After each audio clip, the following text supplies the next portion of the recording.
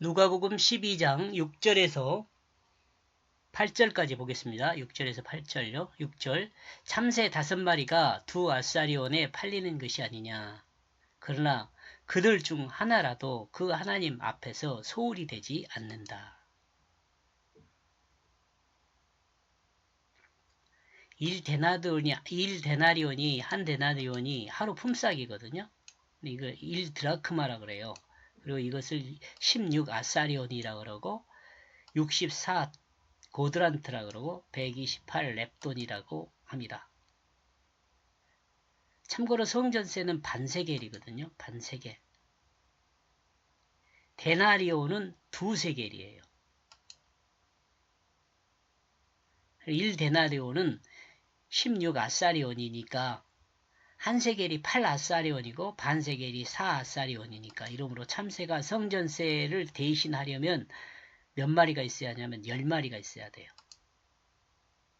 그러니까 4분의 1 데나리온 하루에 품삯의 4분의 1 정도면 1 정도가 성전세죠. 참고로 그냥 이야기한 겁니다. 아사리온은 로마 동전입니다.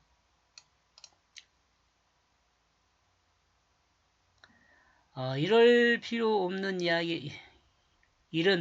이야기를 하는 것은 참새 5마리와 두 아사리와는 말이 단순하게 그 가치를 따지는 것이 아니라는 것을 생각했기 때문에 이런 이야기를 하고 있는 겁니다.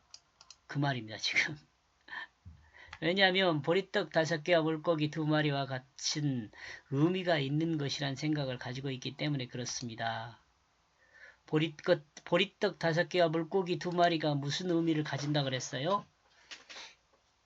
뭐 정확한 것은 아니지만 저는 그렇게 생각해요. 물고기 2마리는 보리떡 5개부터 하면 보리떡 5개는 떡을 개념으로 하면 하나님 말씀을 의미해요. 모세 오경요. 그 다음에 물고기 2마리는 익두스를 이야기하거든요. 물고기 2마리. 그러면 물고기 2마리는 하나님 아들 예수 그리스도가 구원자라는 것을 말하는 것인데 왜 그러면 고기 1마리면 되지 2마리냐?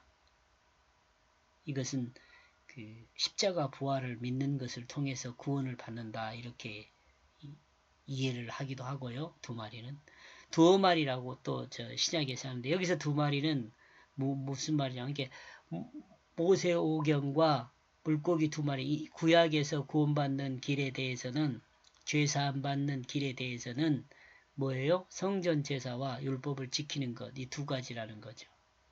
나름대로 그렇게 생각을 했어요. 예수님께서는 보리떡 5개와 물고기 2마리로 구약을 정리한 거다라고 저는 이해를 하고 있습니다. 혹시 이것에 대해서 궁금하시면 유튜브에서 신앙에 궁금한 것들인가 그런 것으로 해서 제가 녹음을 하나 해놓은 거 있어요. 거기 한번 보면 돼요. 하나님 말씀이 참새들이 조잘거리는 것 같이 서기관과 바리새인들에게 가차없이 취급되고 있음을 드러내는 말일 수 있습니다. 이와 같이 생각하는 것은 서기관들과 바리새인들이 하나님의 사랑과 하나님의 공의를 버리고 자신들이 외식만 드러내는 삶을 세속에 보이고 있기 때문에 그렇습니다. 지금 그 뒤 이야기잖아요. 율법사와와 서기관 바리새인들이 행했던 그 일들에 대해서 지금 그 뒷이야기를 하고 있는 겁니다. 이 바리새인.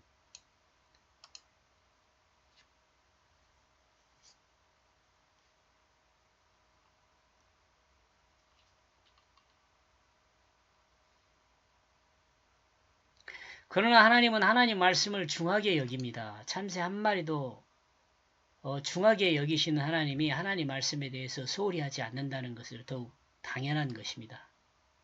하나님 말씀을 가치 없이 여기는 서기관인과 바리새인들의 외식을 지적하면서 이들의 누룩을 조심하라고 예수님은 제자들에게 말씀하셨죠. 이들에게 물들지 말라는 의미죠. 다른 사람들의 행동, 바리새인과 서기관들의 행동을 보면서 세상에서 잘 나간 것을 보면 그들을 따라하고 싶은 생각이 있잖아요. 그러면 안 된다는 거죠.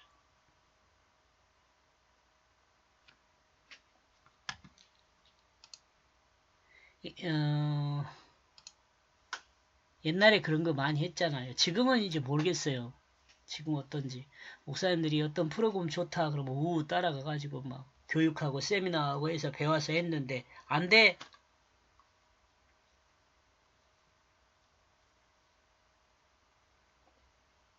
목회도 세속을 따라다니면 안 돼요. 저 같은 사람이 이런 말 할 자격이 없지만 저 같은 사람이 이런 말 자격이 없어요. 목회 한 9년 8개월인가 했는데 아주 시원찮았거든요. 쉽지가 않더라고요. 우리가 사는 시대가 그 물질 중심의 시대이기 때문에 돈이 없는 사람은 사실은 목회도 힘들어요. 돈이 없는 사람은. 여러분 지금 지하교회라든가 이런 교회들이 잘 안 되는 이유가 있잖아요. 좀 번듯한 교회 딱 차려놓고 이렇게 하면 그런 교회는 성도들이 와요. 근데 지하교회라든가 뭐 한 4, 5층 교회 되면은 그냥 가족들만 모이고 어느 목사님 말 들으니까 그 서울에는 새벽 기도에 가서 예배를 드리면 목사님들만 예배를 드린다고 하더라고요. 새벽 예배를. 그러니까 개척교회 하다가 어려워서 이제 교회 못하고 세상 일 하면서 그래도 목사였었으니까 새벽 기도 다니는 거죠. 기도하는 거죠.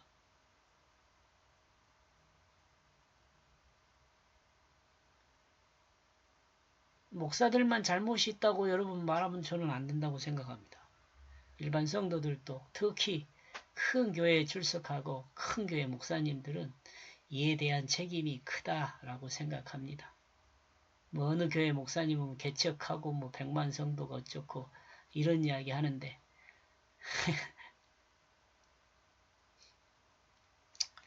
자신이 더 잘 알겠죠? 뭐가 문제인지.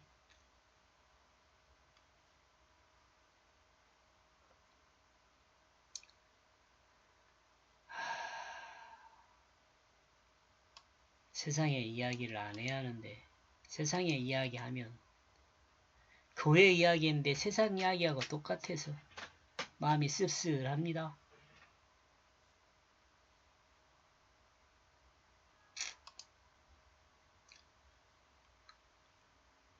하나님 말씀을 자기 지식으로 해석하지 말라는 것이죠. 이 하나님 말씀을 자기 지식으로 해석한 사람들이 대표적인 사람이 누구냐면 서기관과 바리새인들입니다. 이 서기관과 바리새인이 자기 지식으로 해석했다라는 말은 무슨 말이냐면 지식으로 지금 전통적으로 내려오는 것들을 공부를 해가지고 그 공부한 내용이 축적된 것으로 하나님 말씀을 이해해요. 요즘 신학도 서기관과 서기관들의 신학 방법, 이제 서기관들이 하나님을 아는 방법을 벗어나지 못하고 있어요. 요즘 신학도.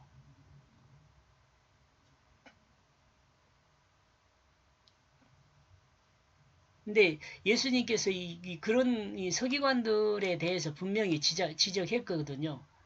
장로들의 유전을 따라서 성경을 해석하는 것에 대해서 잘못이라고 지적합니다. 분명하게.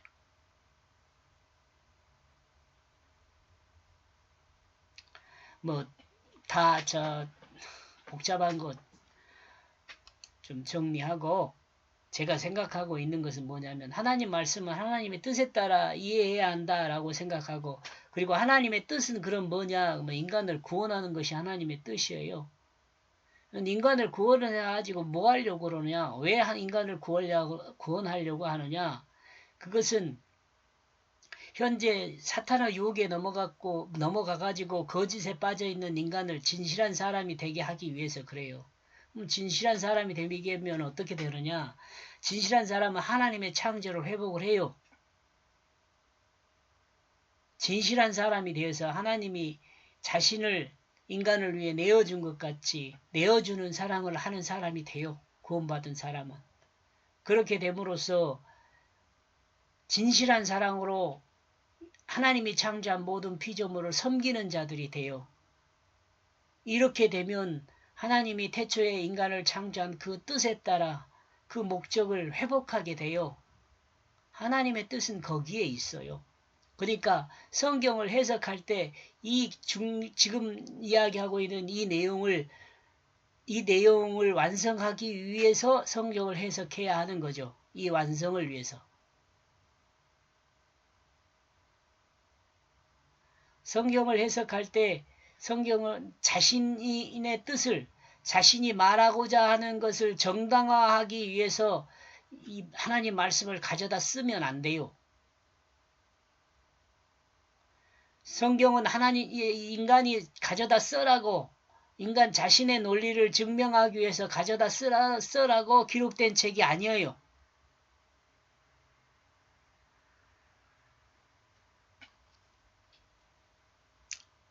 입 아프게 반복하지만 중요한 내용이에요. 제가 입이 아파도 이 말은 계속 반복할 수밖에 없어요. 왜냐하면 이렇게 하지 않으면 하나님 뜻으로 성경을 읽지 않게 되기 때문에 그렇습니다. 하나님은 인간의 말씀을 하나님은 하나님 말씀을 소홀히 하지 않습니다. 하나님은 하나님의 뜻을 소홀히 하는 자를 죄 없다 하지 않습니다. 하나님의 뜻을 소홀히 하는 자는 죄인이죠.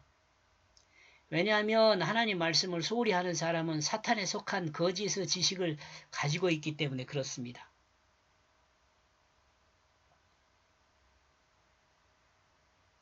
처음 사람에게 누룩을 심어줄 존재는 사탄입니다.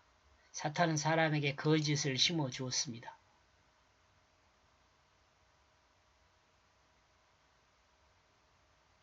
그 다음에 7절 그리고 너희의 그 머리의 머리카락도 모두 계수하게 되었다. 너희는 두려워하게 되지 말라. 너희는 많은 참새들과 다르다. 하나님은 사람의 머리카락도 계수하게 된다는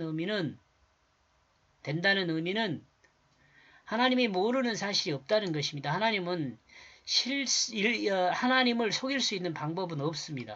세상의 모든 것을 드러나게 돼 있습니다. 세상엔 드러나지 않을 비밀이나 속일 수는 없습니다.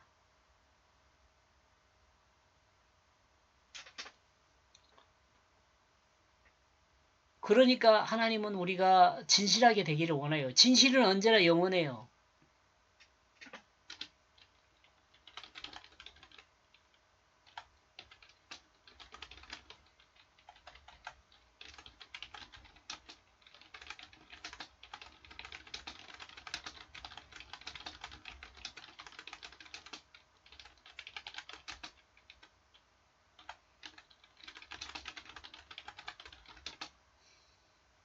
우리를 진실 안으로 구원해요.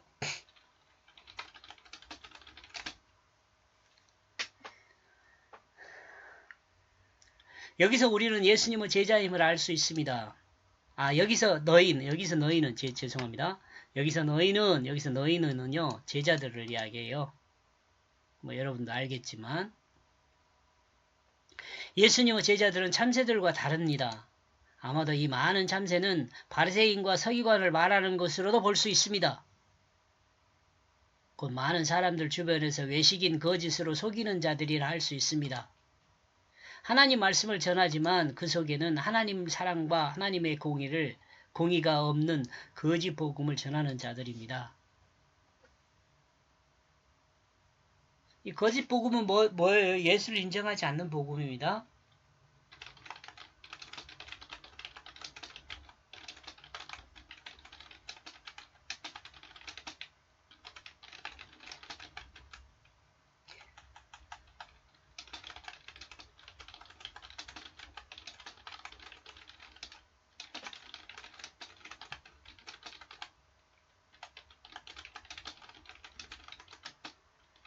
진실한 사람이 되지 못하게 하는 복음이죠.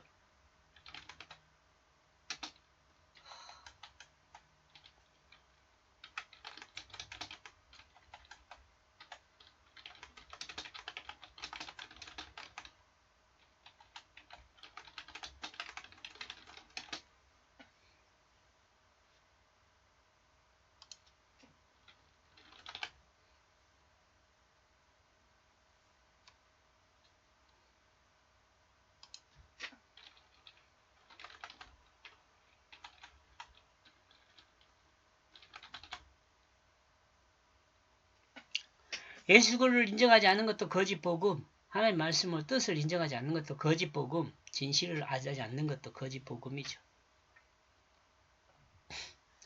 우리는 이 거짓을 버려야 합니다. 철저하게. 제가 어제 어떤 SNS상에 하나 글을 올린 게 있는데 그거 하나 적어줄까요? 재밌는 말입니다.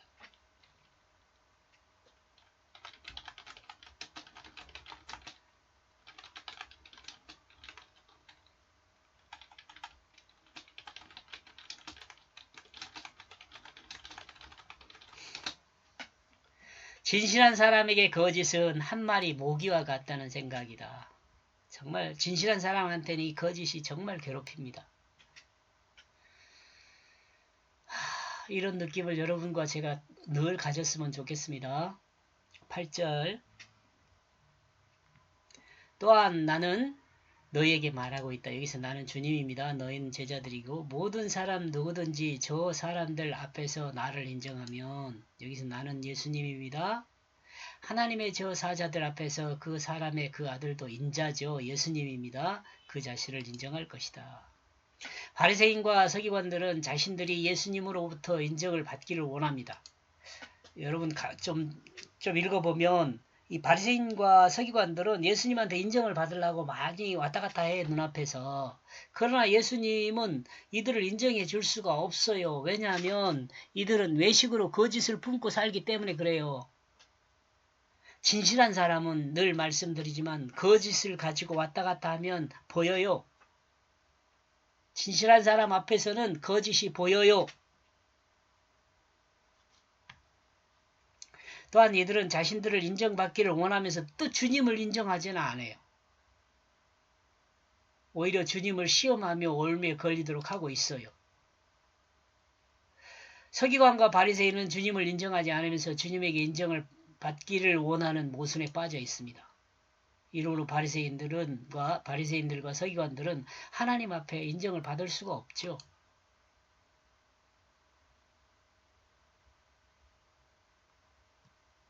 나와 여러분에게 이런 면이 있다면 똑같습니다.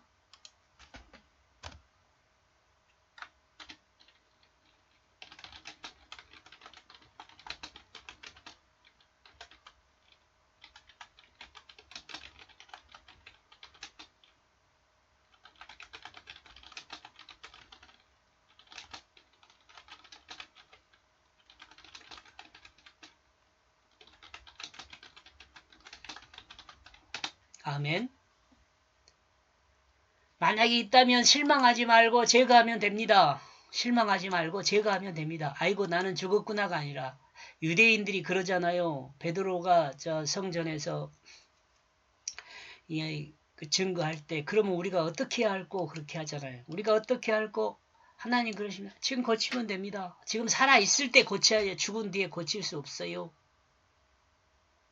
지금 믿어야 돼요. 지금 예수 믿어야 돼요. 죽어서 예수 못 믿어요. 여기까지 보겠습니다. 고맙습니다.